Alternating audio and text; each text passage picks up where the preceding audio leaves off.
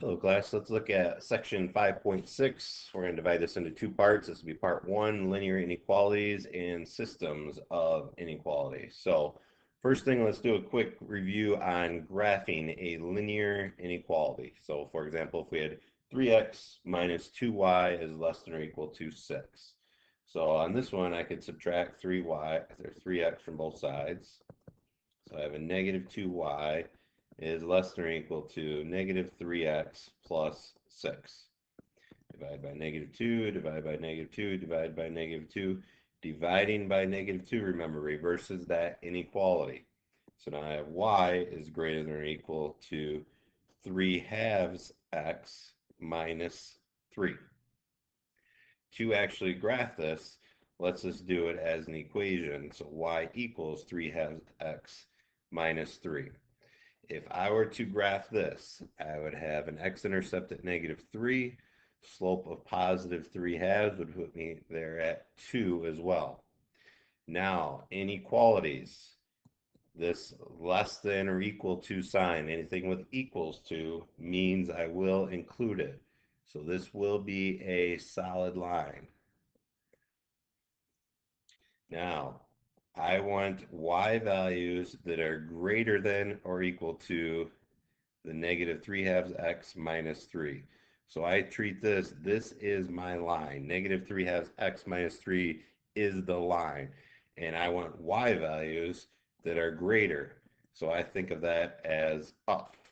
Whenever I'm graphing inequalities, I always think up, down, not left or right. So only goes up and down. I want y values that are greater than the line. So I'm going to shade on this side. You can also do it by testing a point. So say we wanted to test the point 0, 0. If I wanted to test 0, 0 to see if that was a true solution, I could put it back in this original equation and I could say, okay, if I plug in 0, I have 3 times 0 minus 2 times 0. Is that less than or equal to 6? Well, this is 0 less than or equal to 6. So yes, that checks out, meaning this is a solution point. So that just confirms that shading above the line is the correct way to shade. And again, with inequalities, I could choose any point up here. Any point above this line will satisfy my inequality. Now let's look at actually graphing a system of inequalities. So now we have a system of inequalities, and this is actually a non-linear system. So if I wanted to graph this, again, I'm just going to treat each one as a line, graph the line, do the shading. Where the shading overlaps, that will be the solution set. So on this one, I could say, well, x minus 6 is greater than a negative 2y, and divide by negative 2, divide by negative 2, divide by negative 2. It's going to be negative 1 half x plus 3. Reverse that inequality because we divided by negative 2 is going to be y.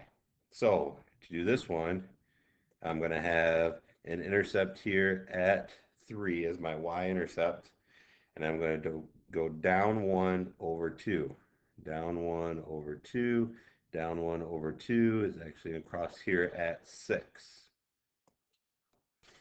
Since this did not have an equal to, it's just less than, I know now this will be a dashed line.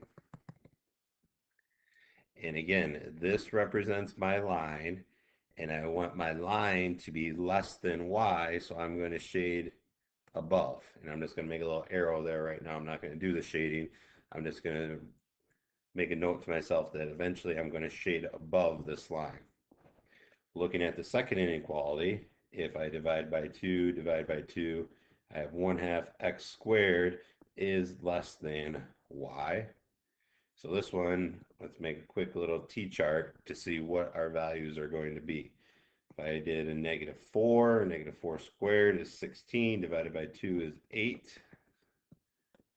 I can do negative 2 squared is 4, divided by 2 is 2, 0, 0. Since it's a parabola, I know it's symmetric, so this is 2, 2, and 4, 8 would be my other points that I could work with. So negative 4 up 8 is going to be somewhere up here. Negative 2, 2 is going to be right about here. 0, 0. Positive 2, 2 was that same point. And then 4, 8 somewhere up here. This one is dashed as well. 1/2 x squared represents my line, and so I want my line to be less than y. So this is going to be shaded above as well. So if I am above if I'm above this line and above my parabola, this is going to be my solution set. Anything up here, I'm not going to drop below that diagonal linear line. Let's be more specific though. Let's figure out what are these points where it is crossing. All right, so the same inequalities we're working with. Well, this one's pretty straightforward. I know this one is 2 comma 2 because that was a solution to both of them, and I confirmed it with my t-chart. But now let's figure out exactly what this point is. So let's do a little solving going back to section 5.5. So again, this was 1/2 x squared is less than y.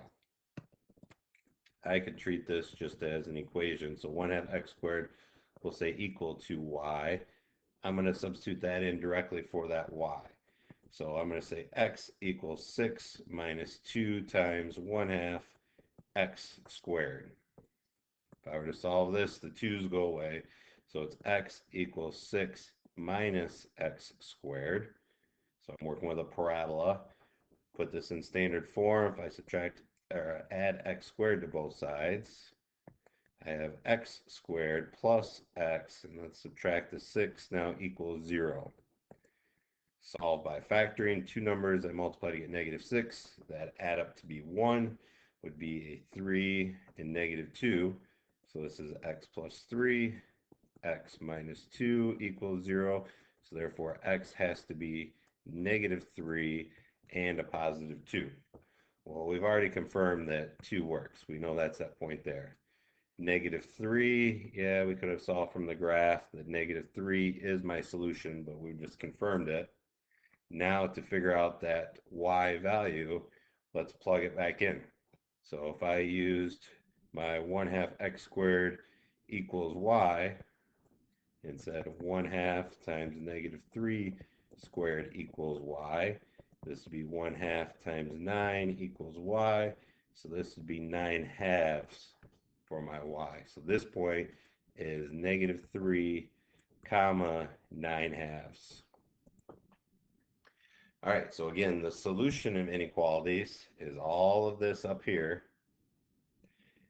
These points, -3 and 9/2, 2 and 2, are not solutions to these, okay? Because these are lying on the line that is not included. Remember, we were working with greater than and less than.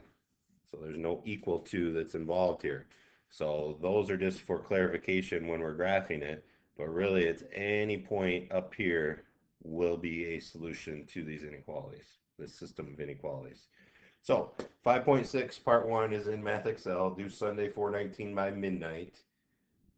Do not hesitate to email me any questions. I will get back to you within 24 hours with either an email written response, or if you need a video, I'm more than happy to work out some problems. I will be at my computer Tuesday, Wednesday, Thursday, Friday from 10 to 11 at the minimum. So if you send me an email during that time, I can get right back to you.